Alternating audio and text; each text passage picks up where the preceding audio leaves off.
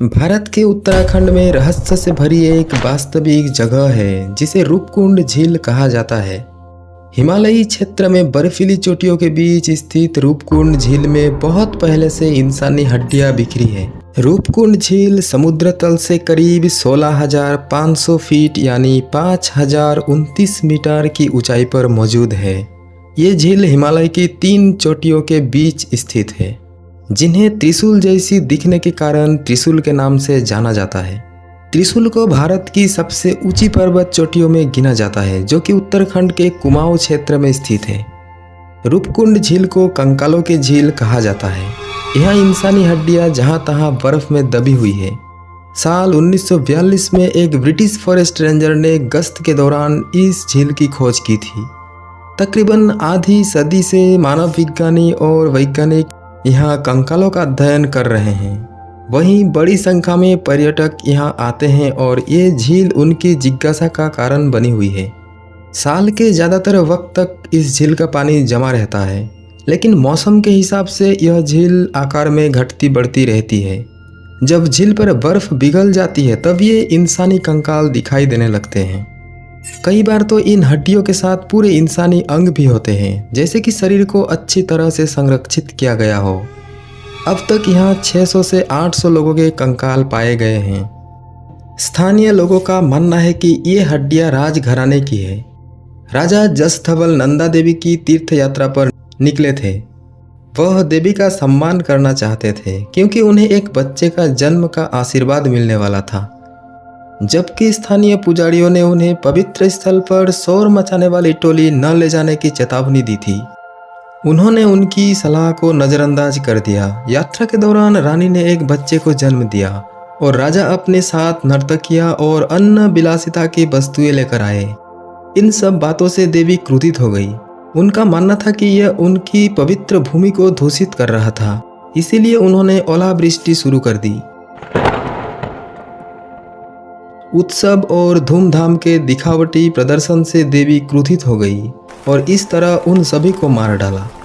कंकालों के बीच आभूषण और अन्य कलाकृतियों के अवशेष, साथ ही कई चाकू और भाले भी पाए गए हैं जो इस सिद्धांत को पुष्ट करते हैं। हिमालयी महिलाओं के बीच एक पारंपरिक लोकगीत भी है जिसके बोल बताते हैं कि एक बार एक देवी बाहरी लोगों से इतनी क्रोधित हो गई थी जिन्होंने उनकी पर्वतीय निवास की पवित्रता को कलंकित किया था। इसीलिए देवी ने उन पर लोहे की तरह कठोर ओले बरसाकर अपना क्रोध दिखाया। लोकगीत में ये बाहरी लोग कन्नौज के राजा और उनकी मंडली हो सकते हैं।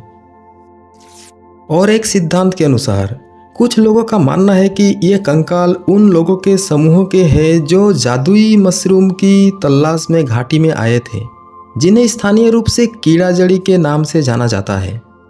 हर बसंत में घाटी में हजारों कैटरपिलर कवक उगते हैं जिनमें अविश्वसनीय औषधीय गुण होते हैं। यह कवक बेहद कीमती है। बसंत में कुछ लोग इनकी तलाश में गए और एक विनाशकारी प्राकृतिक आपदा के बीच में पहुंच गए। यात्रा तब तक आगे बढ़ सकती थी जब तक कि सभी फंस न जाए, भागने और छिपने के लिए कोई जगह न हो। लेकिन आपदा आ गई और आसमान से ओले गिरने लगे और पूरा समूह तबाह हो गया। कुछ लोगों का तो ये भी मानना था कि ये खोपड़ियाँ कश्मीर के जनरल जोरावर सिंह और उनके आदमियों की थी, जो 1841 में तिब्बत के लड़ाई से लौटते समय खराब मौसम में फंसने के बाद हिमालय के बीच में खो गए और मारे गए। इस संबंध में हड्डियों के रेडियो कार्बन डेटिंग इस कहानी की प्रासंगिकता और संभावना को खारिज करता है, क्योंकि परीक्षणों से पता चलता है कि हड्डियां और खोपड़ी दूसरे युग की है।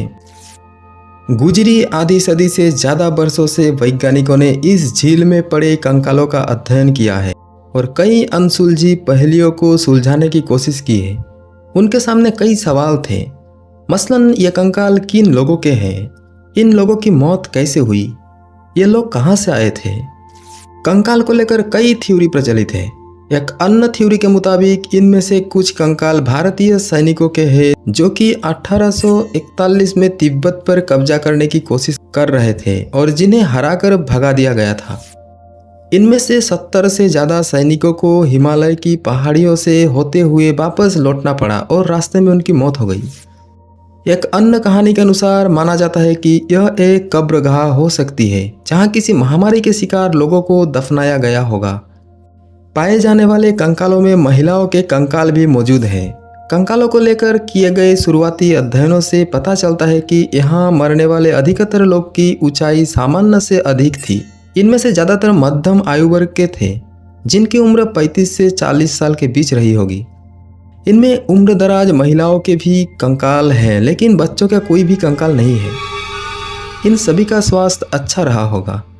साथ ही आमतौर पर यह माना जाता है कि ये कंकाल एक ही समूह के लोगों के हैं, जो कि 9वीं सदी के दौरान किसी अचानक आई आपदा के दौरान मारे गए हैं। हालिया अध्ययन से सामने आई नई जानकारी। 5 साल तक चले एक हालिया अध्ययन में कहा गया है कि ये सभी कयास शायद सच नहीं है। इस अध्ययन में भारत समेत जर्मनी और अमेरिका के 16 संस्थानों के 28 सहलेखक शामिल रहे हैं। वैज्ञानिकों ने जेनेटिक रूप से आई कार्बन डेटिंग के आधार पर झील में मिले 38 इंसानी अवशेषों का अध्ययन किया। इनमें 15 महिलाओं के अवशेष शामिल हैं। इनमें से कुछ 1200 साल पहले के हैं। अध्ययनकर्ताओं ने पाया है कि मरे हुए लोग जेनेटिक रूप से अलग अलग हैं और उनकी मौत के बीच में 1000 साल तक का अंतर है। अध्ययन की मुख्य लेखिका एडविन हार्ने हार्वर्ड यूनिवर्सिटी में पीएचडी के छात्र हैं। इससे वे थ्योरी खारिज हो गई जिसमें कहा गया था कि किसी एक तूफान या आपदा में ये सभी मौत हुई है।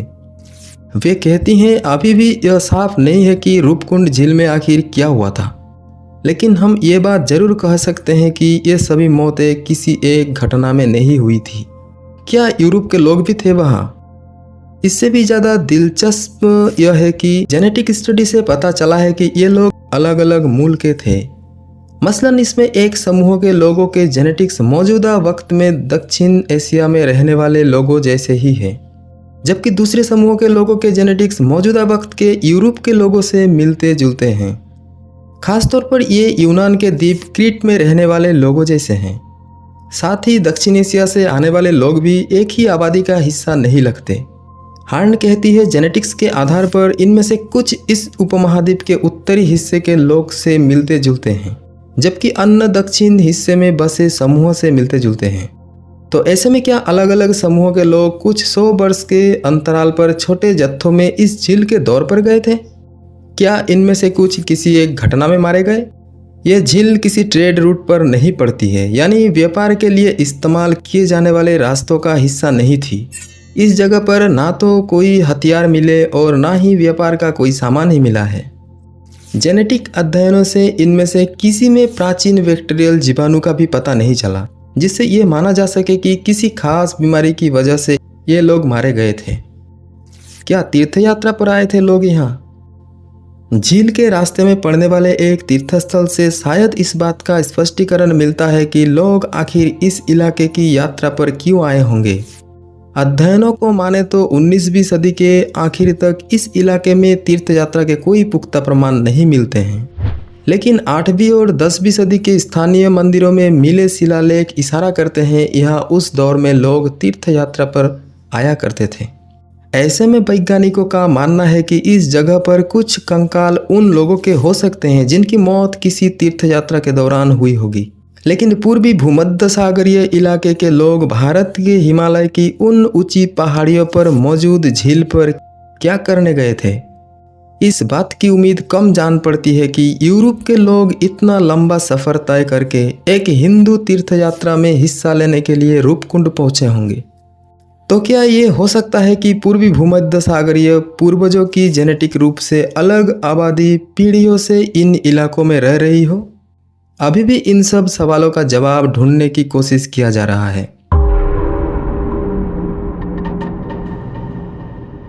आज के लिए बस इतना ही, फिर मिलेंगे।